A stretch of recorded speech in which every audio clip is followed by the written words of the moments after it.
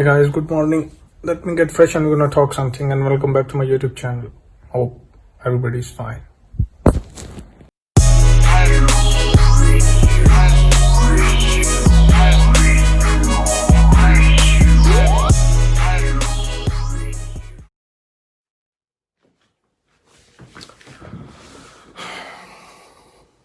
Pepsi.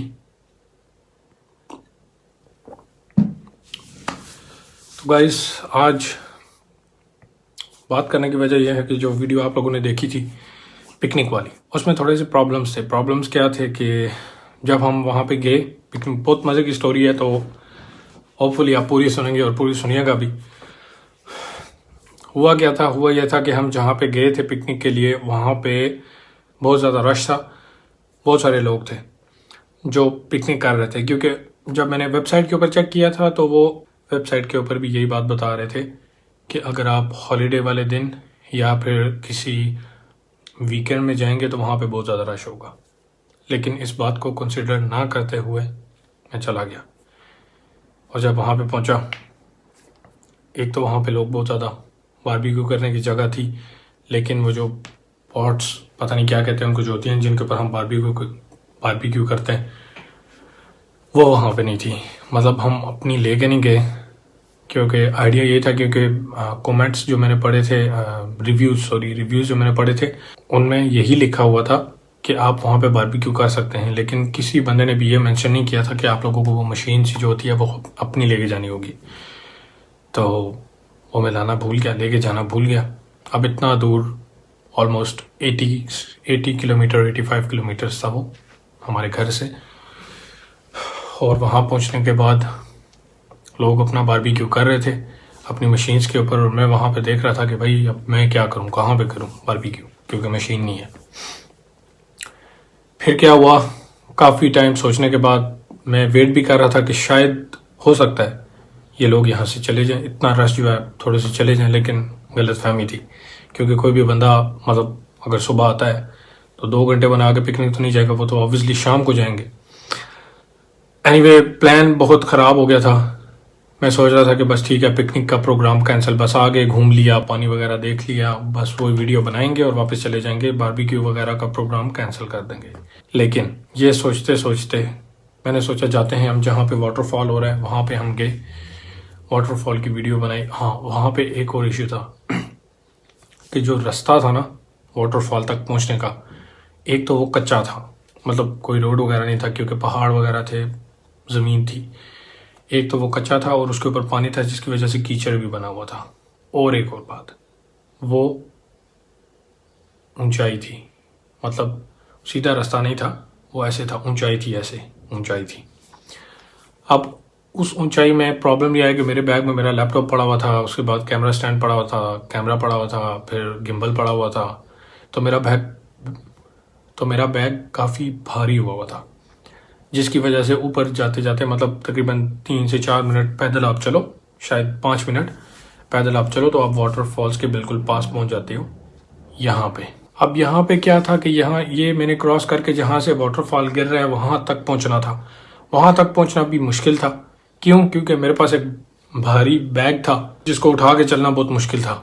लेकिन करते करते मैं पहुँच गया वहाँ पे, क्रॉस किया उसको, वहाँ पे पानी में हाथ शाथ धोए क्या, मतलब पानी को टच किया, बहुत ज़्यादा ठंडा पानी था, बहुत ज़्यादा ठंडा। और वहाँ पे हुआ क्या था कि हम जाते जाते रास्ते से एक तरबूज ले गए थे, तरबूज, बड़ा सा जो तरबूज नहीं होता, वाटरमेलन, वो ले गए थे।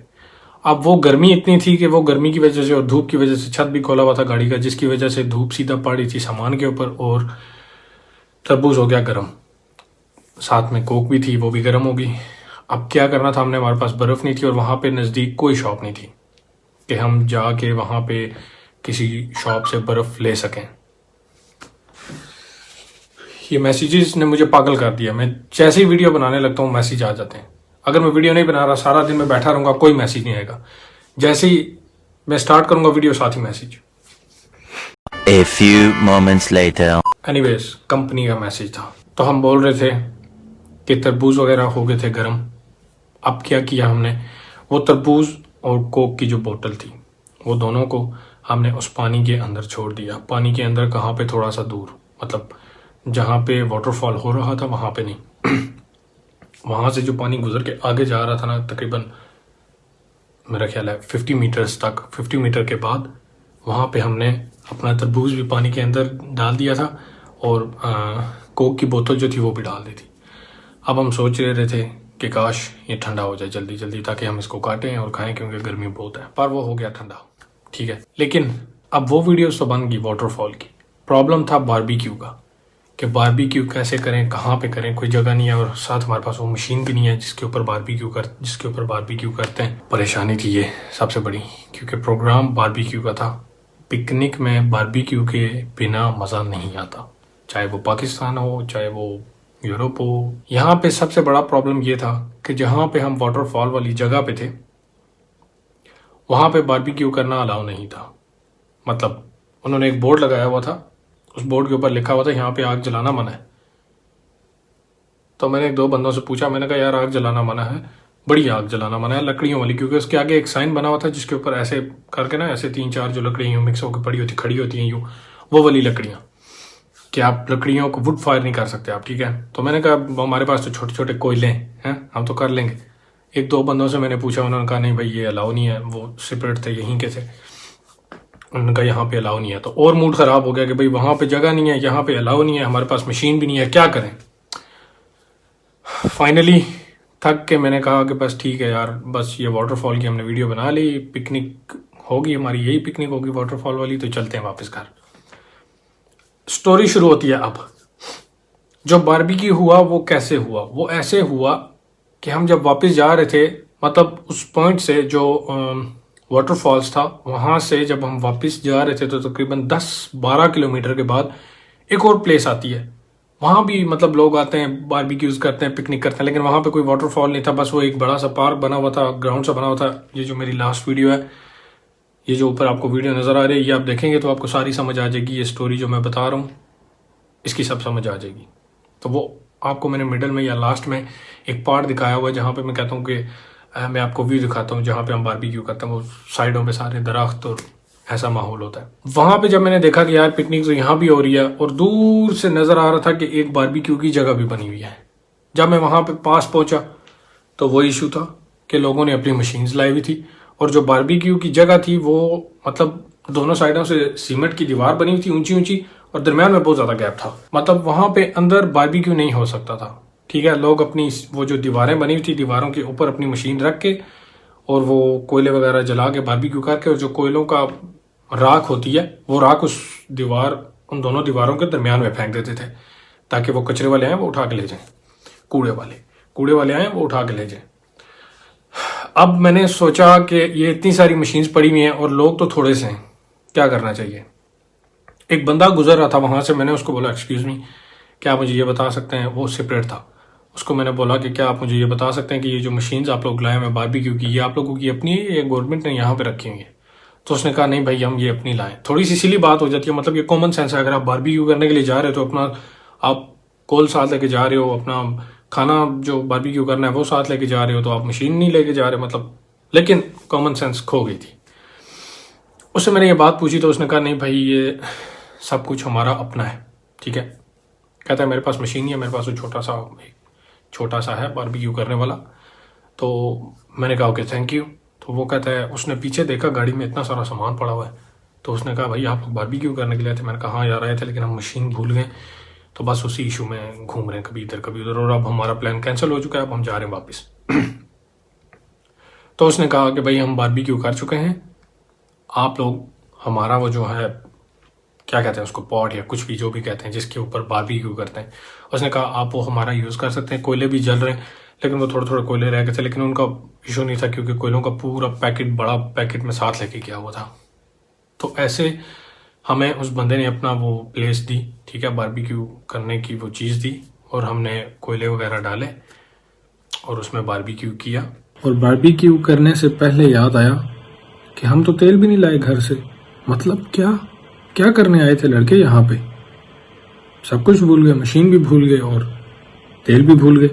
फिर क्या हुआ, रास्ते में आते आते वहां पे मैंने एक शॉप देखी थी, ठीक है, जो कियोस्क पेरिप्त्रो कहते हैं उसको, यहाँ पे छोटी सी नॉर्मल शॉप होती है, वो मुझे नजर आ गई थी रास्ते में। मैं भागता हुआ वापस वहां पे गया, 1-2 किलोमीटर थी उस प्लेस से, जो न्यू प्लेस थी हमारी बारबेक्यू की, वहां पे मैं गया। उनसे मैंने पहले तो पूछा ऑयल, शुक्र अल्लाह हमें ऑयल मिल गया, ऑयल की बोतल मिल गई। उसके बाद मेरी कोशिश थी कि मैं उनसे आइस क्यूब्स भी खरीद लूं, क्योंकि इतना सफ़र आने के बाद कोक दोबारा से गर्म हो गई थी, लेकिन आइस क्यूब्स नहीं मिली। फिर क्या किया कि फिर एक गिलास में उसने मुझे, वो जो लड़की थी वहां पे, उसने मुझे एक गिलास में 10-12 क्यूब्स डाल दिए, और वो फिर मैं तेज से गाड़ी वापस ले गया ताकि वो क्यूब्स पिघल ना जाए। और वो डाल के बारबेक्यू से पहले पेप्सी पी, कोक पी, क्योंकि अगर बारबेक्यू बनने का इंतजार करते तो आइस पिघल के पानी हो जाती। तो मतलब वहां पे जाके प्लान सक्सेसफुल हुआ, क्योंकि वहां तक प्रॉब्लम सिर्फ ये थी कि पिकनिक कैसे होगी और बारबेक्यू कैसे होगा। लेकिन उस बंदे का बहुत बहुत शुक्रिया, थैंक यू, कि उसने हमें इजाज़त दी अपनी मशीन में बारबेक्यू करने की, तो हमारा बारबेक्यू हुआ। वरना सिर्फ वाटरफॉल की वीडियो बनती और बारबेक्यू रह जाता वहीं पे। लेकिन अल्लाह ताला के शुक्र से हमारा पिकनिक का प्लान सक्सेसफुल हुआ, अल्हम्दुलिल्लाह अल्हम्दुलिल्लाह। पिछले तकरीबन 1 वीक से 3-4 दिन से मैं थोड़ा सा बीमार था, क्योंकि जब हम पिकनिक पे गए थे तो वहाँ पे ऊपर जो है वो धूप थी और नीचे ठंडा पानी। तो पानी के अंदर मैं चल रहा था, शूज़ वगैरह उतार के बैठा रहा काफ़ी देर, हाथ मुँह धोया पानी के साथ, ठंडा पानी और ऊपर से धूप थी, उसकी वजह से ठंडा और गर्म मिक्स हो गया था, जिसकी वजह से मैं थोड़ा सा बीमार हो गया था। इसलिए मुझ में हिम्मत नहीं थी कि वीडियो बनाने की, ये सब कुछ एक्सप्लेन करने की, और फिर उसके बाद काम भी करना था, क्योंकि ये शर्ट भी देख लें मैंने फुल स्लीव्स पहनी हुई है, लेकिन ये भी इसलिए पहनी हुई है क्योंकि अभी गर्मी नहीं लग रही। सिर्फ जो है वो एसी भी बंद किया हुआ है और फैन भी बंद किया हुआ है, दोनों चीज़ें बंद हैं, वो इसलिए कि आवाज़ अच्छी रिकॉर्ड हो सके, क्योंकि अगर आपको पता है पंखा या एसी चल रहा है, पीछे से आवाज़ आ रही होती है, मज़ा नहीं आता। तो इस वजह से मैं वीडियो पिछले वीक नहीं बना सका। उसकी मेन रीज़न ये थी कि मुझे कपड़े भी निकालने थे गर्मियों के और सर्दियों के वापस डालने थे। तो इतनी सी स्टोरी थी जो आप लोगों को बतानी थी। तो होपफुली आप लोगों को स्टोरी की समझ आई होगी। अगर आप लोगों को समझ नहीं आई तो आप लोग वीडियो जाके देखें। वीडियो का नाम मेसोपोटामस पिकनिक पार्ट 1 और पार्ट 2 2 पार्ट में मैंने बनाई थी, क्योंकि एक पार्ट में वीडियो बहुत लंबी हो जाती, जिसकी वजह से मैंने 2 पार्ट में बनाई थी। चीयर्स। वो आप लोग जाके देखें तो आप लोगों को ये सारी बात समझ आएगी कि ये हुआ क्या था। तो एनीवे गाइस, होपफुली आप लोगों को ये वीडियो अच्छी लगी होगी। अगर आप लोग मेरे चैनल पे न्यू हैं तो आप लोगों को लाजमी सब्सक्राइब करना चाहिए। अच्छी वीडियोस, फनी तो नहीं कह सकते, व्लॉग्स भी मिलेंगे आपको, क्योंकि हमारी वो पर्सनैलिटी नहीं है, नहीं वाली पर्सनैलिटी नहीं है। एक पर्सनैलिटी होती है, उस पर हर चीज़ सूट करती है, और मुझे खुद भी फनी वीडियोस बनाना अच्छा नहीं लगता, और अगर मैं बनाऊं भी तो आप लोगों को अच्छी नहीं लगेंगी, क्योंकि मेरे काफ़ी सारे फ्रेंड्स हैं वो कहते हैं भाई तुम फनी वीडियोस नहीं बना सकते। I think so it's a good idea for me कि मैं व्लॉग्स ही बनाऊं और व्लॉग्स बनाता जाऊं। तो अभी बहुत से और सारे व्लॉग्स आएंगे, और भी हमारे प्लान ऐसा ऐसा बन रहे हैं। एक्चुअली प्रॉब्लम होता है कि जब आप पाकिस्तान में होते हैं ना, आपको और कोई टेंशन नहीं होती, लेकिन जब आप किसी अब्रॉड के कंट्री या बाहर के कंट्री में होते हैं फिर आपको प्रॉब्लम होती है, क्योंकि आपको सब कुछ खुद करना पड़ता है, जिसकी वजह से प्लान्स बनाने पड़ते हैं और उन प्लान्स पे अमल करना पड़ता है। उस अमल के लिए टाइम लगता है। तो